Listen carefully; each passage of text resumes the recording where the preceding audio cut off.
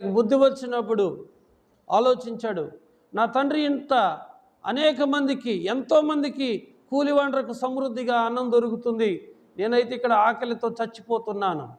నేను చేసిన తప్పును సరిదిద్దుకోవాలి, నా పాపాలు ఒప్పుకోవాలి. నా తప్పు నాకు అర్థమైపోయింది, నా తప్పు నేను తెలుసుకున్నాను. ఇక తెలుసుకున్న తర్వాత తండ్రి దగ్గరికి వెళ్ళి క్షమాపణ అడుగుతున్నాడు.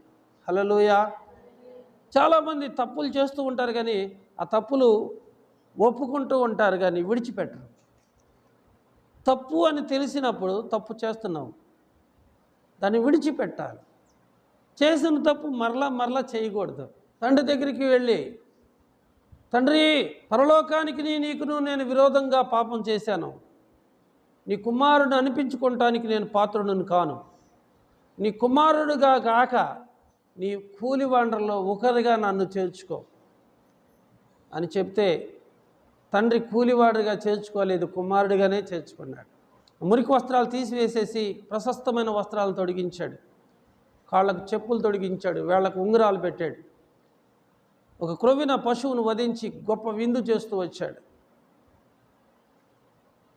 తన పెద్ద కుమారుడు వచ్చి అడుగుతాడు, ఏంటిదని? నీ తమ్ముడు చనిపోయి తిరిగి మరలా బ్రతికాడు, తప్పిపోయి మరలా దొరికాడు. కాబట్టి ఊర్లో ఉన్న వాళ్ళని, ఇళ్ళల్లో ఉన్న వాళ్ళని సమాధులకు తీసుకెళ్తారేమో, కానీ సమాధిలో ఉన్నవారు సైతం దేవుడి ఇంటికి పంపిస్తూ వచ్చాడు. అతను వెళ్ళి చెబుతున్నాడు, యేసు ప్రభు వారు తనకెట్టి గొప్ప కార్యాలు చేశాడు, తన ఇంటి వారందరికీ చెప్పాడు, తన ఇంటి వారందరినీ మార్చుకున్నాడు. అంతటితో ఆయన సంతృప్తి చెందలేదు. 10 గ్రామాలకు తిరిగి 10 గ్రామాల్లో స్వార్థ ప్రకటిస్తూ వచ్చాడు.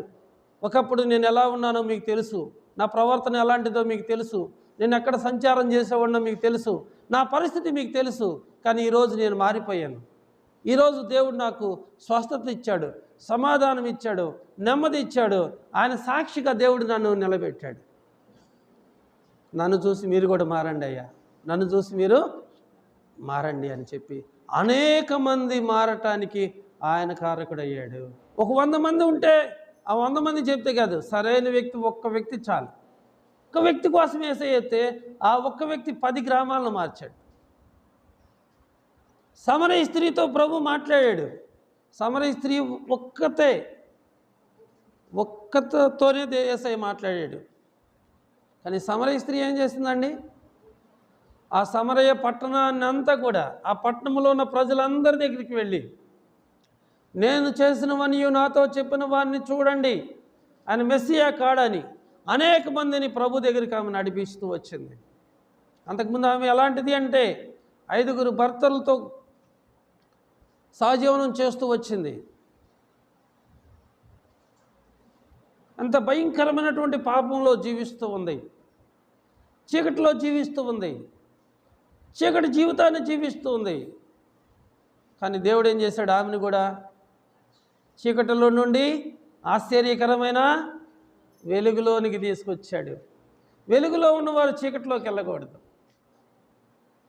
మనం వెలుగు సంబంధమే కానీ చీకటి సంబంధం కాదు. మనం పగటి సంబంధమే కానీ రాత్రి సంబంధము కాదు. ప్రియమైన వాళ్ళారా, పాపం చేసేవారు రాత్రి కోసం ఎదురు చూస్తారు, దేవుని కొరకు బ్రతికే వాళ్ళు వెలుగు కోసం, పగల కోసం ఎదురు చూస్తూ ఉంటారు. ఒకప్పుడు పాపంలోనే ఉన్నాం, శాపంలోనే ఉన్నాం, దౌర్భాగ్యంలోనే ఉన్నాం. కానీ దేవుడు ఆశ్చర్యకరమైనటువంటి తన వెలుగులోకి మనల్ని నడిపించాడు. చూడండి ప్రియమైన వాళ్ళారా, అతను ఒక ఊరికి కాదు 10 గ్రామాలకు ఆశీర్వాదకరంగా ఉన్నాడు.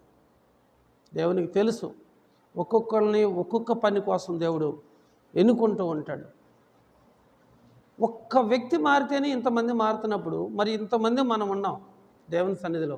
మరి మన ద్వారా కొంతమంది ప్రభు దగ్గరికి నడిపించబడటానికి మీరు దేవుని కొరకు సాధనంగా ఉండాలా లేదా?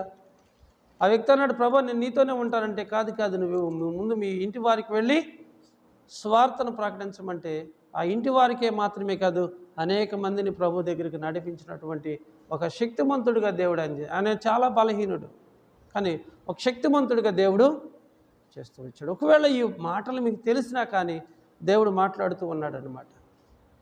దేవుడు మీతో మాట్లాడుతూ ఉన్నాడు. మనం రక్షించబడి ఎంతకాలమైంది? ప్రభువారి యొక్క రక్త మాంసాల్లో పాలుపంపులు పొందినటువంటి మనం ఎంతమందిని రక్షణ మార్గంలోకి నడిపిస్తూ వచ్చాం? ఎంతమంది మన ద్వారా మారు మనసు పొందారు? ఇంతకాలం నుండి దేవుని వాక్యం వింటూ ఉన్నావు, నీ జీవితాన్ని మార్చుకోలేదు, నీ ప్రవర్తన సరిదిద్దుకోలేదు, నీ కుటుంబంలో నీకు మంచి సాక్ష్యం లేదు, నీ సంఘంలో మంచి సాక్ష్యం లేదు, నీ గ్రామంలో మంచి సాక్ష్యం లేదు. నేను దేవుణ్ణి నమ్ముకున్నాను, చర్చికి వెళ్తున్నాను నువ్వు చెబుతున్నావు. నువ్వు చెప్పే మాటలు నిన్ను నువ్వు మోసం చేసుకోవటమే. కాబట్టి దేవుడు నిన్ను వెలుగులోనికి నడిపించినప్పుడు దేవుని గురించి నువ్వు బ్రతకటానికి ప్రయత్నం చేయాలి. ఒకప్పుడు మీరు ప్రజగా ఉండలేదు, ఇప్పుడు ప్రజలయ్యారు. ఆ కాలం మంది అయితే మీరు దేవుణ్ణి ఎరగని వారు, దేవుడు అంటే మీకు తెలీదు. నిజమునకు దేవుళ్ళు కాని వారికి మీరు దాసులై ఉన్నారు. ఎవరికి దాసులుగా ఉండాలి? మనం దేవునికి దాసులుగా ఉండాలి. కానీ వీరెవరికి దాసులుగా ఉన్నారు? దేవుడు కాని వాళ్ళకి వీళ్ళు దాసులుగా ఉన్నారు. కన్నులుండి చూడవు, చెవులుండి వినవు, ముక్కుండి వాసన చూడవు, నాలుగుండి కూడా మాట్లాడలేవు. వాటికి వీళ్ళు దాసులుగా ఉన్నారు. ఒక చెట్టు చూస్తే దేవుడు, ఒక పుట్ట చూస్తే దేవుడు, ఒక రాయి చూస్తే దేవుడు. చూడండి, జీవము కలిగినటువంటి దేవుడు వేరు, రాళ్ళు రప్ప చెట్టు పుట్టలు వేరు. జీవము కలిగిన దేవుడిని విడిచిపెట్టి దేవుళ్ళు కాని వారికి వీళ్ళు దాసులుగా ఉంటున్నారు. దేవుళ్ళు కాని వారికి వీళ్ళు దాసులుగా ఉంటున్నారు. అందుకని పౌలు గారు అంటున్నాడు, ఆ కాలం ముందైతే మీరు దేవుణ్ణి ఎరగని వారును నిజమునకు దేవుళ్ళు కాని వారికి దాసులుగా ఉంటారు. కానీ ఇప్పుడు మీరు దేవుణ్ణి ఎరిగిన వారు గనుక, మరి విశేషంగా దేవుని చేత ఎరగబడిన వారై ఉన్నారు గనుక బలహీనమైనవియో, చాలామంది బలహీనమైనవి అంటే ఏంటి? శుక్రవారం డబ్బులు ఈను, మంగళవారం మంచిది కాదు, శనివారం నీసు తినను, ఆ వారం అది చేయకూడదు, ఈ వారం ఇది చేయకూడదని, పిల్లి ఎదురొచ్చిందని, విధవరాలు ఎదురొచ్చిందని, వాళ్ళు తుమ్మారని, వీళ్ళు దగ్గారని, ఈ విధమైనటువంటి బలహీనమైన విషయాల గురించి ఆలోచిస్తున్నారు. మీరు ప్రభుని గుర్తెరిగి ప్రభు బిడ్డలుగా మార్చబడి ప్రభు రక్తమాంసాల్లో పాలు పంపులు పొంది వాక్యానుసారంగా నడుచుకుంటున్నప్పుడు ఇలాంటి బలహీనమైనవి అసలు మనం పాటించవచ్చా? మరి ఎందుకు పాటిస్తున్నారు? ఒకప్పుడు దేవుడు అంటే తెలీదు, ఇప్పుడు దేవుడు అంటే మీకు తెలుసు. దేవునికి కూడా విశేషంగా మీరు తెలుసు కనుక మీరు బలహీనమైనవి నిష్ప్రయోజనమయ్యునైన మూలపాఠం తట్టు మరలా తిరగనేలా, మునుపటి వల్లే మరలా వాటికి దాసులై ఉండగోరనేలా మీరు దినములను, మాసములను, ఉత్సవములను, సంవత్సరములను ఆచరించుచున్నారు. అలాంటివి ఆచరించకూడదు. బలహీనమైనవి ముచ్చట్ల వైపు మీరు తిరగకూడదు. ఎందుకంటే మీరు నిజమైన దేవుణ్ణి తెలుసుకున్నారు కనుక అలాంటివి మనం పాటించుకోకూడదు.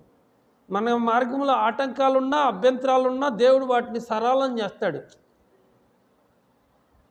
అది శాపమే అయినా దేవుడు దాన్ని మన కొరకు ఆశీర్వాదకరంగా మారుస్తాడు.